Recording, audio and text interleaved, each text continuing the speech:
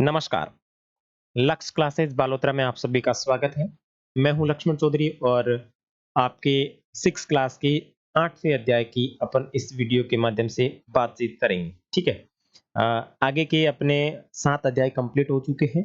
शायद ये आपके 8वां अध्याय आपकी हमारा आवास पुस्तक है उसका अंतिम अध्याय है। इसकी आप चर्चा करने वाले हैं। अगर आपने अभी तक 7 अध्याय नहीं देखे तो ऊपर आप लक्ष्मण धारा के सॉरी लक्ष्य क्लासेस की यूट्यूब चैनल में आप प्लेलिस्ट में जाएँगे तो वहाँ से आप प्लेलिस्ट में जाके आपकी हमारा आवाज़ करके एक प्लेलिस्ट बनी होगी, वहाँ से आपको सारी वीडियो मिल जाएगी, वहाँ से आप देख सकते हैं। तो चलो शुरू करते हैं। भारत जलवायु, वनस्पति तथा वन्य प्राणी इनके बारे में बातचीत करने वाले हैं। तो किस प्रकार से क्या-क्या जानकारी बैठती है, वो सारी चीज़ें अपन देखने वाले हैं। ठीक है? तो देखो आप मौसम के बारे में प्रतिदिन समाचार पत्रों में पढ़ते हैं तथा टेलीविज़न पर देखते हैं अथवा दूसरों को इस संबंध में बातें करते हुए सुनते भी हैं। आप जानते हैं कि मौसम मौसम वायुमंडल में दिन प्रतिदिन होने वाला परिवर्तन है। देखो मौसम जो है वो क्या होता है?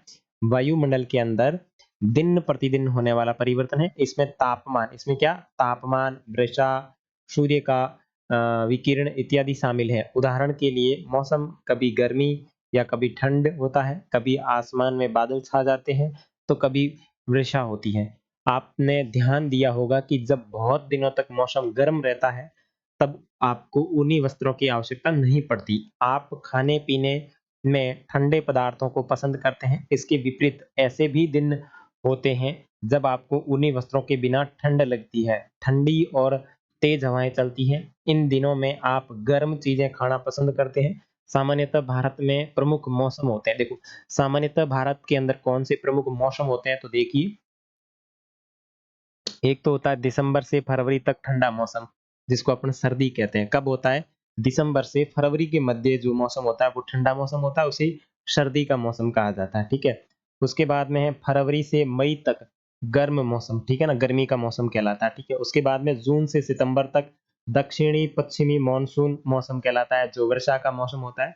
और उसके बाद में अक्टूबर से नवंबर में मानसून लौटने का मौसम होता है, जिसे शरद मौसम कहा जाता है। तो ये आपके मुख्यतः 4 प्रकार के हैं, जिसके अंदर पहला अपन ने देखा कौन-सा? पहला कौन-सा देख लिया? दिसंबर से फरवरी तक ठंडा मौसम होता है। फिर मार्च से अपने मई तक गर्म मौसम होता है, जैसे कि अभी अपने मार्च चल रहा है, आज अपने अप्रैल लग गया, तो अभी कौन-सा मौसम हो गया ये? आपकी गर्मी का मौसम हो गया, ठीक है? जून से सितंबर तक दक्षिणी-पश्चिमी मानसून का मौसम और अक्टूबर और नवंबर में मानसून के लौटने का मौसम होता है, ठीक है? शीत ऋतु ठंडे मौसम में सूर्य की सीधी किरणें नहीं पड़ती है, जिसके परिणाम स्वरूप उत्तर भारत का तापमान कम हो जाता है। देखो, जो ठंडा मौसम होता है, इस ठंडे मौसम में सूर्य की किरणें यहाँ पे सीधी नहीं पड़ती है, जिसके परिणाम स्वरूप उत्तर भारत का तापमान कम हो जाता है। तो ये अपने ग्लोब वाला यूनिट था, जो अध्याय था, उसके अंदर बातचीत की थी।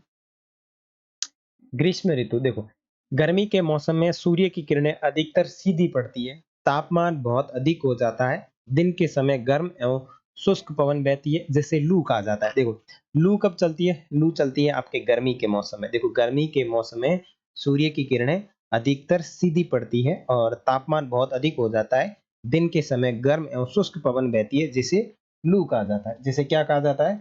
लू कहा जाता है। तो लू कब चलती है? लू चलती है आपके गर्मी के मौसम में और गर्मी के मौसम में चलने वाली तेज और शुष्क हवाएं जो गर्म होती है, ठीक है ना, उसे क्या कहा जाता है? लू कहा जाता है। ठीक है, नेक्स्ट बात करते हैं। तो यहाँ पे आपके दे रखा है, देखो ये गर्मी का मौसम दिया हुआ है, उसके बाद में ये आपके सर्दी का, ये बादल का मौसम है जहाँ से बारिश वगैरह हो रही है, ये चीज है। देखो दक्षिणी पश्चिमी मानसून या फिर वर्षा का मानसून मानसून क्या होता है? देखो, यह मानसून के आने तथा आगे बढ़ने का मौसम है। इस समय पवन बंगाल की खाड़ी तथा अरब सागर से स्थल की ओर बहती है, वे अपने साथ नमी भी लाती है और जब ये पवन पहाड़ों से टकराती है तो वर्षा होती है। देखो, यहाँ पे अपन मान लेते हैं पहाड़ है, ठीक है? अब अरब सागर किससे लाती है? एक तो लाती है बंगाल की खाड़ी और दूसरा लाती है अरब सागर। तो अरब सागर मैंने आपको बताया था पश्चिम में है, तो यहाँ पे आपके अरब सागर से हवा आएगी। ये इस तरीके से अरब सागर से ठंडी हवाएँ आई जिनके अंदर पानी है, और एक आएगी आपके बंगाल की खाड़ी से। इस तरीके से बंगाल की खाड़ी से आई ठंडी हवाएँ जिनके अंदर पानी भरा हुआ है, और वो आकर यहाँ पे टकराएगी, इधर से आके इनके टकराई, इधर से आके इस पहाड़ के टकराई, इधर से पहाड़ के टकराई, तो पहाड़ के टकराएगी तो क्या होगा, पानी बरसेगा यानी बारिश होगी। तो ये हवाएं एक तो आती है अरब सागर से, दूसरी आती है बंगाल की खाड़ी से, ठीक है, और ये पहाड़ों से टकरा करके बारिश करती है, ठीक है। मानसून के लौटने का मौसम जिसे अपन शरद ऋतु कहा जाता है, यानी शरद ऋतु कहते हैं। देखो, इस समय पवन स्थल भागों से लौटकर बंगाल की खाड़ी की ओर बहती है, यह मानसून के लौटने का मौसम होता है। देखो, मानसून के आने का मतलब क्या हुआ, देखो मानसून के आने का मतलब ये हुआ कि जो हवा है, देखो यहाँ पे समुद्र है, यानी जो आपकी हवा है वो समुद्र से स्थल की ओर आ रही है। किस तरफ आ रही है, यहाँ समुद्र है और यहाँ पे स्थल भाग है तो स्थल की ओर आ रही है।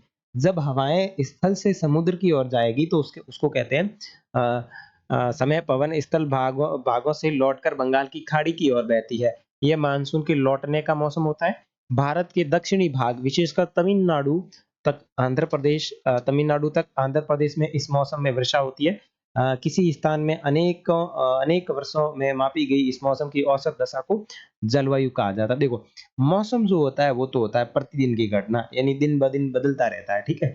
और जो जलवायु होती है वो दीर्घ काल की जो समय अवधि होती है, जैसे कि अप्रैल से लेकर के अपन बात सॉरी मार्च से लेकर के अपन बात करें, जैसे ये बताया इसने कि भाई जो गर्मी ऋतु है वो लगभग आपके मार्च से शुरू हो जाती है, ठीक है ना।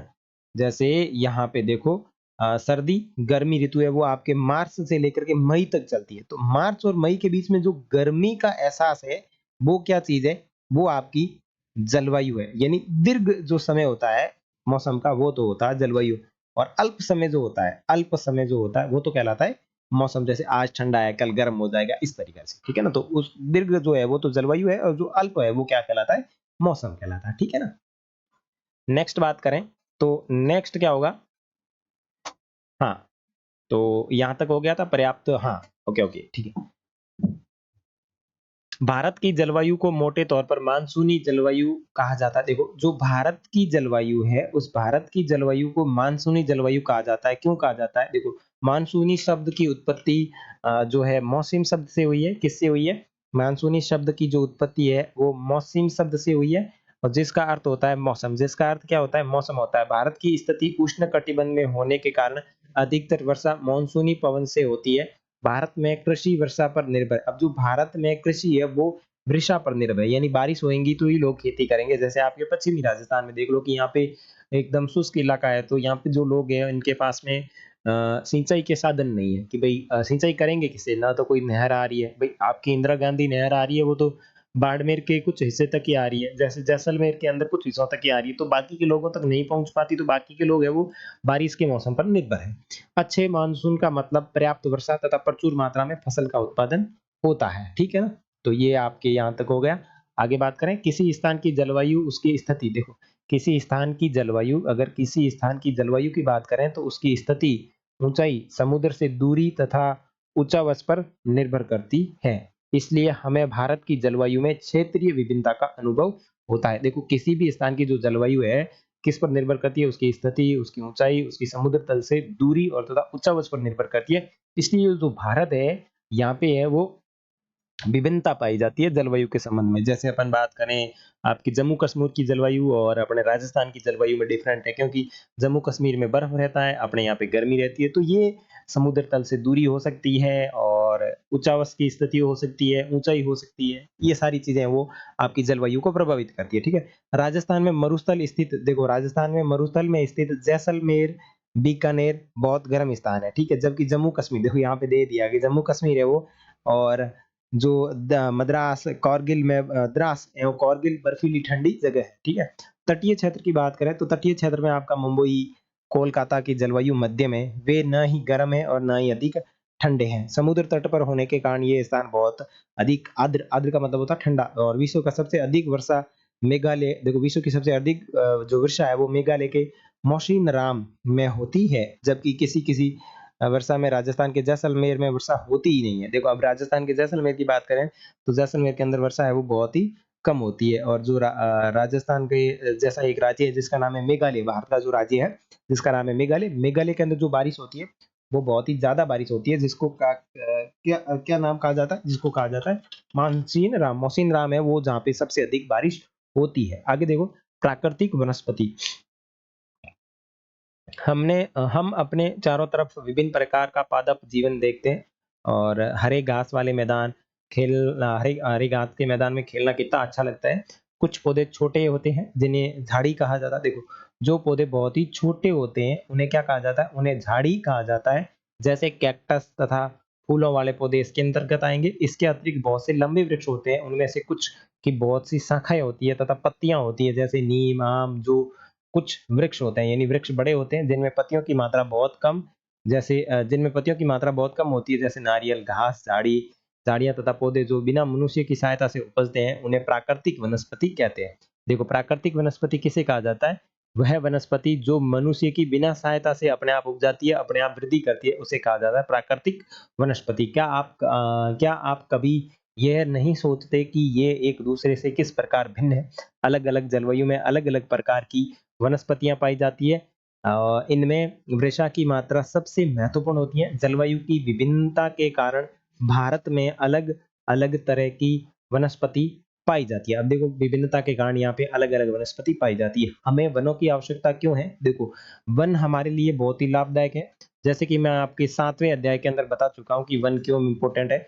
तो वन हमारे लिए बहुत ही लाभदायक है। ये विभिन्न कार्य करते हैं, जैसे पेड़-पौधे पेड़-पौधे ऑक्सीजन छोड़ते हैं, जिसे हम सांस के रूप में लेते हैं। देखो, पेड़-पौधे क्या करते हैं? ऑक्सीजन को छोड़ते हैं और जिसे हम सांस के रूप में लेते हैं, और कार्बन डाइऑक्साइड को ग्रहण करते हैं, यानी वो कार्बन डाइऑक्साइड भोजन के रूप में स्वीकार करते हैं और वापस बाहर जो है वो ऑक्सीजन को छोड़ते हैं। ठीक है? पेड़-पौधे की जड़ें मिट्टी को बाँध करके रखती है तथा इस प्रकार वे मिट्टी के अपरदन को रोकती है। अपरदन का मतलब है मिट्टी का उड़ना। मिट्टी का उड़ना। मिट्टी का उड़ना क्या कहलाता है? अपरदन कहलाता है, ठीक है ना? तो इस प्रकार से ये मिट्टी का उड़ना, ये मिट्टी के उड़ने को रोकती है, ठीक है ना? आगे बात करें तो ये जो पेड़-पौधे हैं वो अपरदन को रोकते हैं, ठीक है ना? यहाँ पे क्या दे रखा है? यहाँ पे झाड़ी वाले वृक्ष, तरुण वृक्ष, वितान वृक्ष, उद्गामी परत, ठीक है ना? तो ये तो पेड़ों के प्रकार दिए हैं, यानी कहाँ-कहाँ झाड़ी पाई जाती है वो। आगे बढ़ते हैं। हुँ, वनों से हमें ईंधन, लकड़ी, चारा, जड़ी-बूटियाँ, लाख, शहद, गोंद इत्यादि हमें प्राप्त होते हैं। वन्य जीवों के प्राकृतिक निवास वन्य जीवों के प्राकृतिक निवास। अब देखो, वन के अंदर प्राकृतिक जो जीव होते हैं वो वन के अंदर निवास करते हैं। पेड़ों की अंधाधुंध कटाई के कारण भारी मात्रा में प्राकृतिक वनस्पतियाँ समाप्त हो गई है। हमें अ, अधिक पौधे लगाने चाहिए, जो पेड़ बचे हैं उनकी रक्षा करनी चाहिए एवं हम लोगों को पेड़ों के महत्व के बारे में बताना चाहिए। हम लोग कुछ खास आयोजन जैसे वनो महोत्सव मनाकर अधिक से अधिक लोगों को इस बारे में इस प्रयास में शामिल कर सकते हैं कि पृथ्वी को हरा-भरा रख सकते हैं। देखो, अपने को वनों से क्या इम्पोर्टेंस है वो आप इस किताब के अंदर जान चुके हैं कि वन कितने इम्पोर्टेंट है, और पानी बिना फालतू बहाए आपको है वो पेड़-पौधों के अंदर देना चाहिए। ठीक है? आगे देखो, वन्य प्राणी। देखो, वन विभिन्न प्रकार के वन्य जीवों का निवास होता है। वनों में जंतुओं की हजारों प्रजातियां तथा बड़ी संख्या में विभिन्न प्रकार के सरीसृपों, अभयचरों, पक्षियों, स्तनधारियों, कीटों तथा कृत्रिम कृमियों का निवास होता है। देखो, वो जीव जो होते हैं, वन्य जीव जो होते हैं, वो सारे कहाँ निवास करते हैं? वो जंगल में ही निवास करते हैं। तो वन्य जीव उनका जो वन्य जीव है, वो वन्य प्राणी है, वो उनका आश्रय स्थल है। बाघ हमारा राष्ट्रीय पशु है। हाँ, यह देश के विभिन्न भागों में पाया जाता है। गुजरात के गिर वन में एशियाई शेरों का निवास है। अब देखो, गुजरात के अंदर कौन सा है? गिर वन है, जिसके अंदर एशियाई शेरों का निवास है। हाथी तथा एक सींग वाले गैंडे। देखो, हाथी तथा एक सींग वाले गैंडे असम के जंगलों में घूमते। अब एक सींग का गैंडा इस तरीके से होता है, आप नेट पे सर्च मार लेना, एक सींग का गैंडा जो होता है वो कैसे होता है। तो एक सींग का गैंडा है वो असम के अंदर पाया जाता है। हाथी केरल एवं कर्नाटक में भी देखने को मिलते हैं तथा ऊंट भारत के रेगिस्तान के अंदर पाए जाते हैं। जंगली गधा कच्छ के रण में पाया जाता है, और जंगली बकरी है और हिम तेंदुआ है, भालू है इत्यादि जो है हिमालय के क्षेत्र में पाए जाते हैं। इनके अतिरिक्त बहुत से दूसरे जानवर जैसे बंदर, सियार, भेड़िया, नीलगाय, शीतल इत्यादि भी हमारे देश में पाए जाते हैं। भारत के पक्षियों में भी बहुत ही प्रचुरता है, यानी पक्षियों की दृष्टि से भारत में भी बहुत ही महत्वपूर्णता है। और मोर हमारा राष्ट्रीय पक्षी है। जिस प्रकार आपका बाघ राष्ट्रीय पशु है, उसी प्रकार राष्ट्रीय पक्षी की बात करें तो मोर है। भारत में पक्षी तोता, मैना, कबूतर, बबूल, बतख इत्यादि अन्य बहुत सारे राष्ट्रीय पक्षी उद्यान हैं, जो कि पक्षियों को उनका प्राकृतिक निवास प्रदान करते हैं। उद्यान शिकारियों से पक्षियों की रक्षा करते हैं। क्या आप अपने क्षेत्र में पाए जाने वाले 5 पक्षियों के नाम बता सकते हैं? तो बिल्कुल आपके 5 पक्षी कौन-कौन से पाए जाते हैं, तो आप एक चुटकी में बता दोगे, ठीक है? भारत में साँपों की कड़ी सैकड़ों प्रजातियाँ पाई जाती हैं, उनमें कोबरा एवं करेत प्रमुख है। तो देखो कोबरा क्या है, भारत की एक प्रजाति है और भारत में साँप जो पाए जाते हैं उनकी प्रजाति है और कैरेत भी एक प्रकार की साँपों की प्रजाति है। वनों को कटने तथा जानवरों के शिकार के कारण भारत में पाए जाने वाले वन्य जीवों की प्रजातियाँ तेज़ी से घट रही है।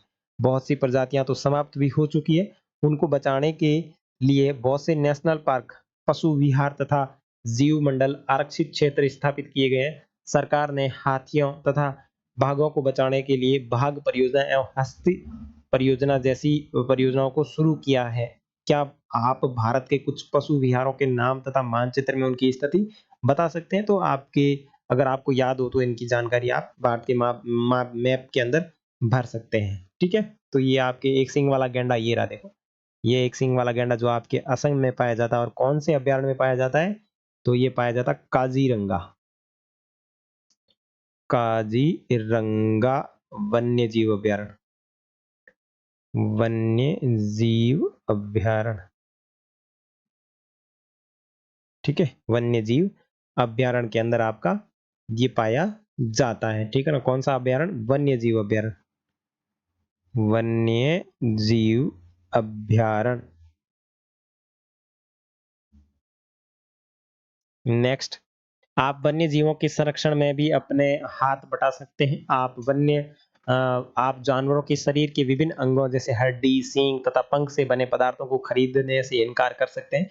प्रत्येक वर्ष हम लोग अक्टूबर के पहले सप्ताह को वन्य जीव सप्ताह मनाते हैं। देखो प्रत्येक वर्ष अक्टूबर का जो पहला सप्ताह होता है, अक्टूबर महीने का, वो वन्य जीव सप्ताह के रूप में मनाता है ताकि वन्य जीवों के निवास को संरक्षित के लिए जागरूकता लाई जा सके। देखो यहाँ पे ये लोग शिकार कर रहे हैं तो ये आपके न्यूज़पेपर में डाला गया है। ठीक है ना? ये सारी चीज़ें यानी इन शेरों को मारा जा रहा है ये वगैरह-वगैरह। ठीक है? प्रवासी पक्षी देखो आपके प्रवासी पक्षी कौन-कौन से? कुछ प्रवासी पक्षी जिसके अंदर पिटेल, बतख, कर्ल्यू, फ्लेमिंगो, ऑस्प्रे, लिटिल स्टिंक प्रत्येक वर्ष सर्दी के मौसम में हमारे देश में आते हैं और सबसे छोटी लिटिल स्टिंक जिसका वजन 15 ग्राम होता है, आर्कटिक प्रदेश से 8000 किलोमीटर की दूरी तय करके भारत आती है। अब मुझे एक बात बताओ आपके 7वां जो अध्याय था उसके अंदर मैंने आपको आर्कटिक महाद्वीप पढ़ाया था। ये जो पक्षी है ना जिसका नाम है लिटिल स्टिंक जो है ना लिटिल स्टंट, ठीक है ना? ये कहाँ से उड़ के आती है? आर्कटिक प्रदेश से उड़ के आती है। 8000 किलोमीटर दूरी तय करके ये भारत के अंदर आती है। इनको कहा जाता है प्रवासी पक्षी अर्थात दूसरे देश के पक्षी जो हमारे भारत में उड़ के आते हैं या फिर एक मौसम के लिए हमारे भारत में आते हैं। जैसे अपन बात करें कुर्ज़ा, अपने राजस्थान की बात करें तो राजस्थान के जो ये जो बाड़मेर, जैसलमेर, जोधपुर इन इलाकों के अंदर और भरतपुर इन इलाकों के अंदर कुर्ज़ा पक्षी आते हैं। जैसे अपने कृषि कार्य कर रहे होते हैं, सर्दी का मौसम चल रहा होता है तो एक कुर्ज़ा पक्षी आता है। तो वो भी अपने भारत का नहीं है, वो बाहर के आता है, साइबेरिया उधर उधर से ऊपर से आता है कुर्ज़ा। तो कुर्ज़ा भी आपका प्रवासी पक्षी है। तो इसी के साथ में आपका अध्याय भी आ गया समाप्ति की ओर। देखो कौन-कौन सी पवन भारत में वर्षा लाती है, इतनी क्यों महत्वपूर्ण मानी जाती है? तो आपकी 2 पवन हो गई, एक तो हो गई बंगाल की खाड़ी से आने वाली और दूसरी आ गई अरब सागर से आने वाली। भारत के विभिन्न मौसमों के नाम लिखिए तो वो मैंने आपको ऊपर बता रखे हैं। प्राकृतिक वनस्पति क्या होती है? जो बिना मनुष्य के सहयोग से उग जाती है, यानी बिना मनुष्य के सहयोग से जो उग जाती है उसको प्राकृतिक वनस्पति कहा जाता है। विश्व में सबसे अधिक वर्षा वाला क्षेत्र कौन-सा है? तो ये आपका मौसिनराम है। जंगली बकरी एवं हिम तेंदुए कहाँ पाए जाते हैं? तो ये पाए जाते हैं आपके हिमालय क्षेत्र के अंदर। दक्षिणी पश्चिमी मानसून के समय आर्द्र पवनें कहाँ बहती है? आर्द्र पवनें जो होती है वो बहती है समुद्र से स्थल की ओर, ठीक है? आर्द्र पवनें कहाँ बहती है? समुद्र से ठंडी हवा लाती है और स्थल पे छोड़ती है, तो ये होगी आर्द्र पवनें। गर्मी में दिन के समय शुष्क तथा गर्म पवनें चलती है जिन्हें लू कहा जाता है। क्या कहा जाता है? लू कहा जाता है। आंध्र प्रदेश तथा तमिलनाडु के यानी जो मौसम में अधिक वर्षा होती है, कौन से मौसम में होती है? ये होती है आपके जो वापस लौटता हुआ मौसम है ना, ये बताया था मैंने आपको कौन-सा मौसम? मानसून के लौटने का मौसम, शरद ऋतु। तो यहाँ पे अपन शरद ऋतु लिख सकते हैं। मानसून के लौटने का मौसम।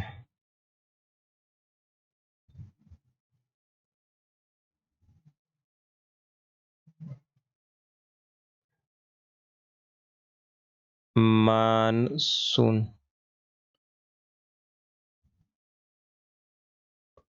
मानसून के लौटने के मौसम में बहुत होती है, ठीक है। गुजरात के अंदर गुजरात के कौन से वन थे, तो ये आपका गुजरात वाला कहाँ आया था, वो आप इसमें देख के कर लेना, मैंने आपको बताया था, ठीक है।